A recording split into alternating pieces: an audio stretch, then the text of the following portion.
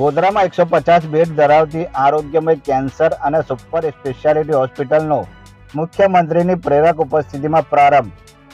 મુખ્યમંત્રી ભૂપેન્દ્ર પટેલે ગોધરા નજીક ઓરવારા ખાતે 150 બેડ ધરાવતી પંચમહાલ, દાહોદ અને મહીસાગર જિલ્લાની સૌથી મોટી આરોગ્યમય કેન્સર અને સુપર સ્પેશિયાલિટી હોસ્પિટલનો શ્રી દ્વારકેશલાલજી મહારાજની ઉપસ્થિતિમાં પ્રારંભ કરાવ્યો હતો.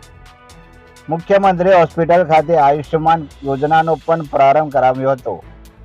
ગોધરામાં આરોગ્યમય હોસ્પિટલ શરૂ થતાં પંચમહાલ, દાહોદ અને મહીસાગર જિલ્લાના નાગરિકોને ઘર આંગણે અદ્યતન આરોગ્ય સેવાઓ મળી રહેશે.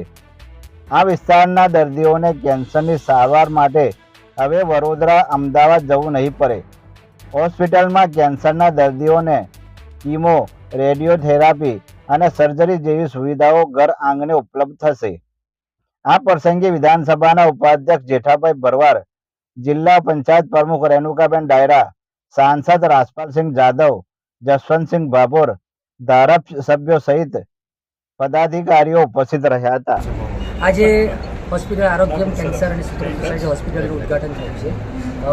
ગુજરાતના માનનીય અને યશસ્વી મુખ્યમંત્રી શ્રી ભૂપેન્દ્રભાઈ પટેલ સાહેબના વરદ હસ્તે આ ઉદ્ઘાટન થયું હતું, જેમાં દ્વારકેશલાલજી મહારાજની પણ ઉપસ્થિતિ રહી હતી. સાથે સૌ રાજનૈતિક મહાનુભાવો પણ સ્ટેજ પર ઉપસ્થિત રહ્યા હતા.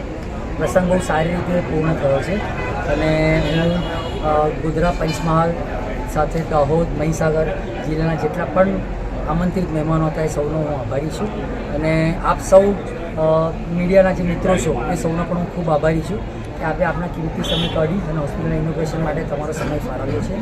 આવતા સમયમાં આ હોસ્પિટલમાં જે પણ દર્દી આવે એ સારી રીતે સારી સારવાર લઈને જાય એ અમારો દૃષ્ટિકોણ અને એ જ અમારી સંકલ્પ છે અને એ સાથે જ અમે આગળ વધીશું. એમાં આપણે સૌનો સહકાર આગળ અમને આવો ને આવો જ મળતો રહે એવી અમને શેની સાહેબ આ હોસ્પિટલ છે ને વિશેષતા શું છે? હોસ્પિટલમાં આપણે જોયું હશે કે આપણે આયુષ્યમાન ભારત યોજના પણ ચાલુ કરી છે અને એ સિવાય જે મેં કીધું તે પ્રમાણે modular operation theatre, radiotherapy, chemotherapy એ બધી સારવાર આપણે એની અંતર્ગત કરવાના છે. આવતા વીકમાં એ બધી ટ્રીટમેન્ટ ચાલુ થઈ જશે. તો જે પણ દર્દીઓને જેની જરૂર લાગતી હોય એ સૌ એનો લાભ લેવા.